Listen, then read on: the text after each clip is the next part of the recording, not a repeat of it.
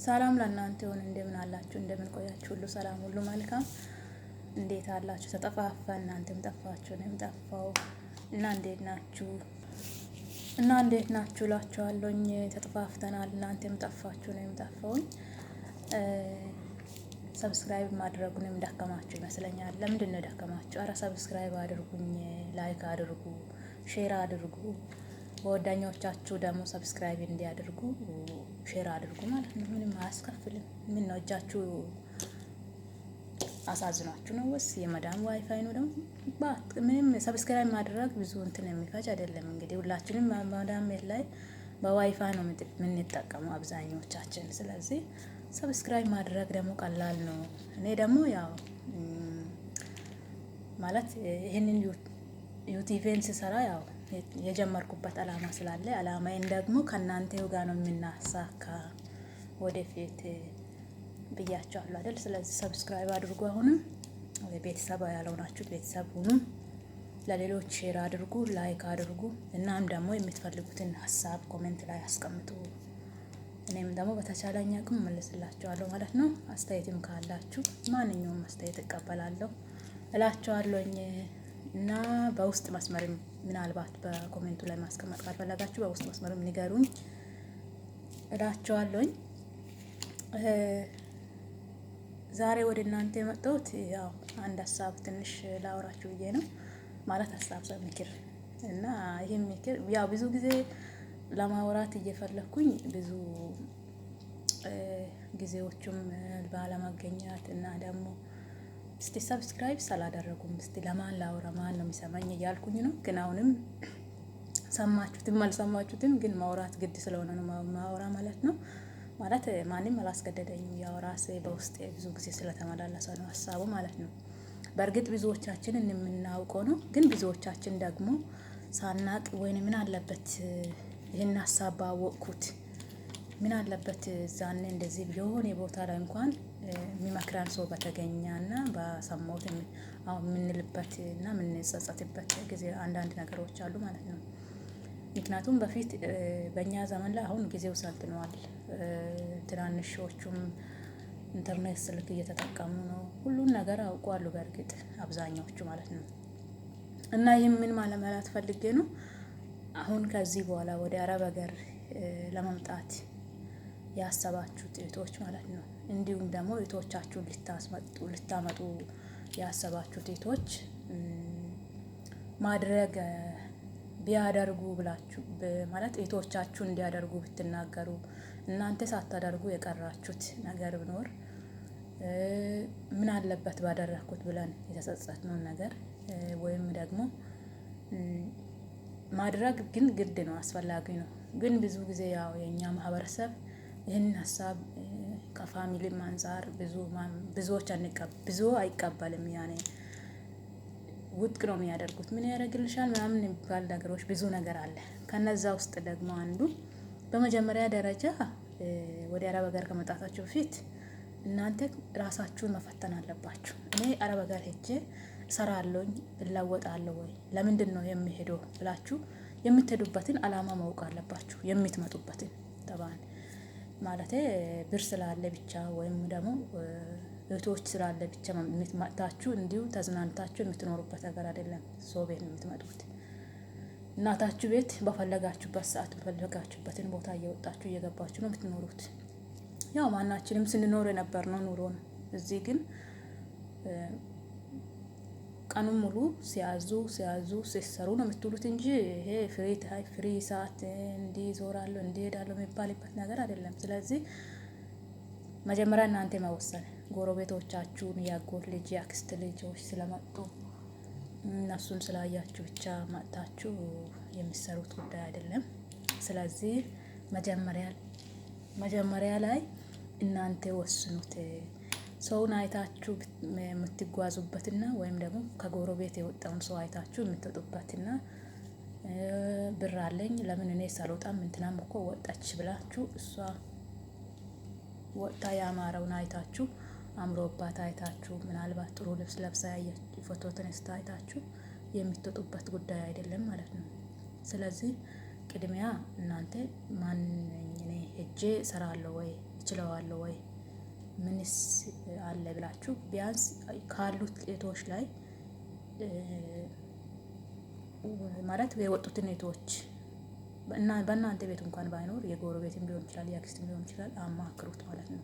ምክንያቱም እንደዛ እዛ ሆናችሁ እንደምታዩት አይደለም አረብ ሀገር ማለት ሰው ቤት አረብ ሀገር ማለት ቋንቋ ሳታውቁ እዛ ለሆነ ኢትዮጵያ ላይ ሆነን እንደምናስበውና እንደሚባለው አይደለም።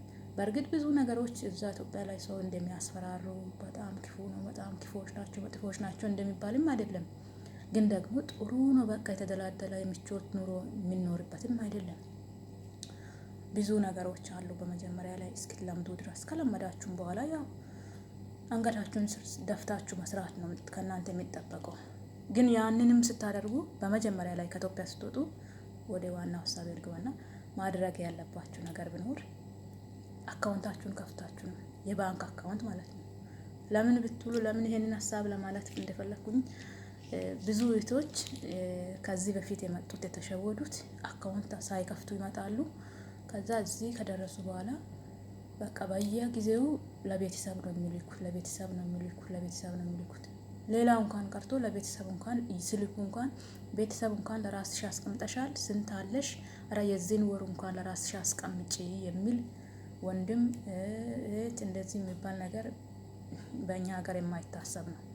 ማንኛውም የትኛውም ሀብታም ቤት የትኛውም አባት እንኳን የትኛውም እናት ወይ ፋሚሊ እንደዚህ አይነት አስተሳሰብ ምን አስቀምጪ ለራስሽ በቃ የሚቀጥለውን ወር ለአንቺ አስቀምጪ የሚል አይደለም።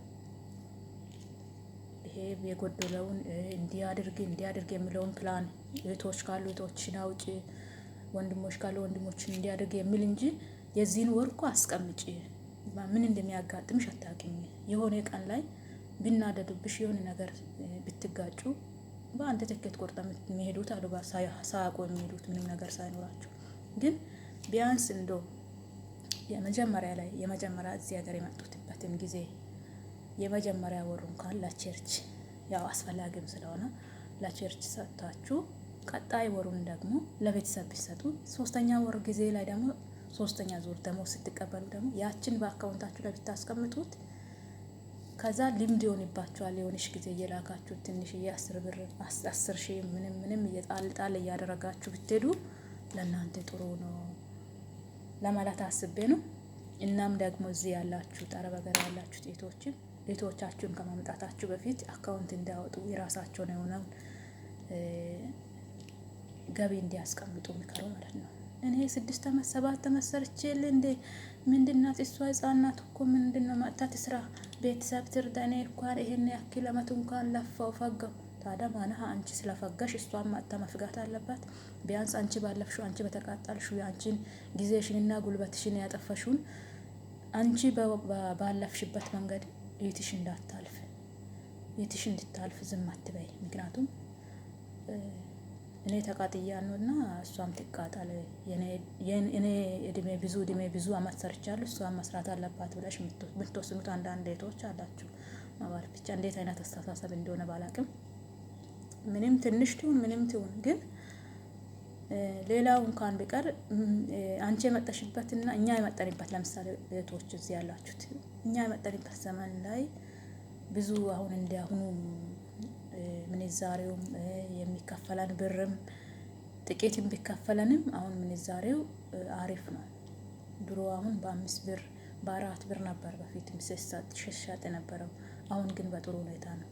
ግን እኔ በዛ ዋጋ እንኳን እንዲህ ያደረኩት ይሄን ያክል አመት ሁሉ እንዲያርገ ምንም እንዲህ ያለለኝ የምትሉት እህቶች ብዙዎች አላችሁ።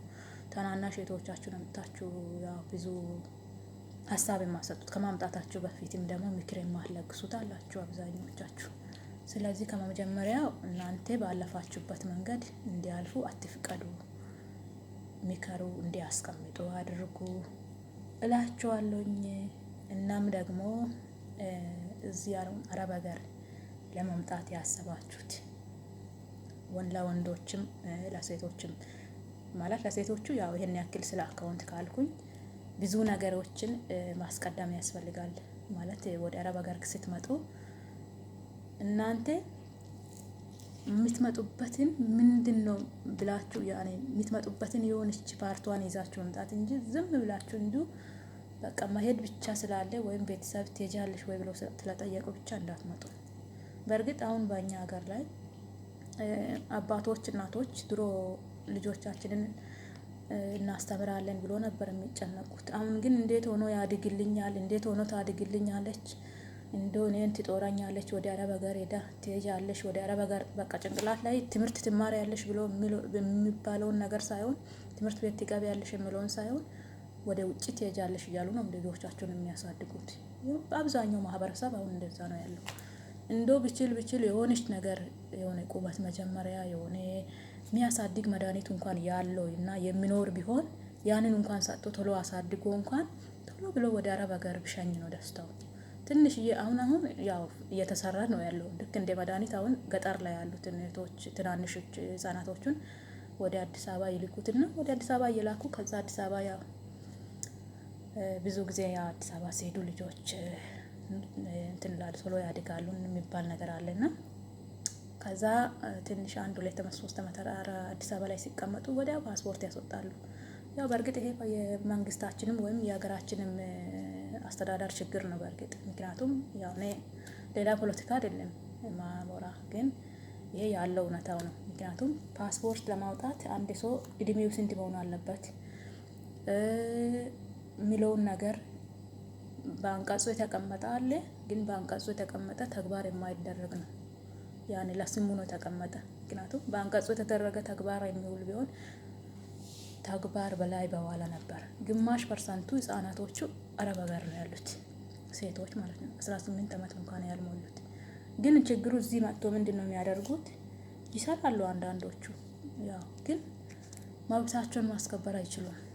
የራሳቸውን መብት ማስከበር አይችሉም። ማውራት አይችሉም።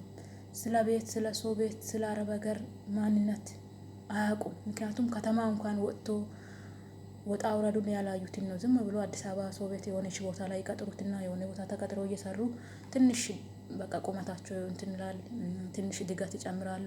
ከዛ በኋላ በቃ ላጥ አድርጎ እንደምንም ይሄ ልደት ካርድ ምናምን የሚባለውን ፌክም እንኳን አሰርቶ ወደ አረብ ሀገር ነው በቃ። ምክንያቱም አባቶችም የሚያዩት እናቶችም የሚያዩት ከጎረቤት ላይ ትላልቆች ሄዶ ብዙ አመት ዋጋ ከፍሎ የሰሩትን የተለወጡበትን ቤተሰብን ወንድሞችን እህቶችን ያገዙትን እያዩ እንደ የከሌ ልጅ ሄዳ እንዲህ ነው የሆነችው፣ እንዲህ ነው ያደረገችው፣ አንቺም እንደዛ አድርጊ ብሎ በግድ አገፋፍቶ የሚሸኙት አባቶች አሉ፣ ቤተሰቦች አሉ። በተለይም ወደ ገጠር አሁን ከተማ ወደ ከተማም ተጀምረዋል። ግን ሚቻል ቢሆን ይህንን ትኩረት ሰጥታችሁ ሙሉ ኮርስ ያልተወሰደበትን አረብ ሀገር ሽኝት ባይደረግ ደስ ይላል። ግን ብቻ ያው መደረጉ እንግዲህ አይደረግ ብዬ እኔ ብናገርም ወይም ሌላውም ተነስቶ ብናገርም ማቆም የሚቻልበት ጉዳይ አይደለም እና ግን ያ የምታመጡት ከዚህ ብርን ብቻ ትልካለች፣ ብር ብቻ እናገኛለን የሚለውን ሳይሆን እቺ ልጅቷ ሄዳ መብቷን ማስከበር ትችላለች፣ ማውራት ትችላለች፣ ድፍረቱስ አላት፣ እንዴት ናት፣ እንዴት አሳደግኩኝ የሚለውን ብታስተምሩ ደግሞም ትንሽ ይማሩት። ዝም ብሎ እንዲሁ ይሄ ትምህርት ቤት ሄዶ መጥቶ ምኑን ስም እንኳን መጻፍ ሳይችሉ ዝም ብሎ ወርወር እያደረጉ ተምረዋል። እሷ እኮ 10ኛ ክፍል ጨርሳለች፣ ስለዚህ ወደ አረብ ሀገር መሄድ ትችላለች፣ ትምህርቷን ጨርሳ ውጤት ጠፍቶ ነው ብላችሁ የምትሸኙት አላችሁ አባቶች። ትምህርቷን ጨርሳለች እንጂ እሷ በሷ የራሷን ስም እንኳን የአባቷን የእናቷን በትክክል እንኳን መጻፍ አችልም። ጨርሳለች ትላላችሁ እንጂ 10ኛ ክፍል የጨረሰች ናት እኮ፣ ትልቅ ልጅ ናት እኮ ነው የምትሉት። ልባችሁ ያውቃል። ግን ለማንኛውም ብዙ መሻሻል ያለው ነገር ብታሻሽሉ፣ እናም ደግሞ እህቶችም ትናንሾቹን እህቶቻችሁን ባታመጡ ባይ ነኝ። ለማንኛውም አመሰግናችኋለሁኝ። ሌላ ጊዜ ደግሞ ለወንዶች መጣለሁኝ። ያው አረብ ሀገርም ወደዚህ መምጣት የምትፈልጉት ስላላችሁ ለእናንተ ደግሞ አንድ ሀሳብ እሰጣችኋለሁ ማለት ነው። እና ሰብስክራይብ አድርጉ፣ ሼር አድርጉ።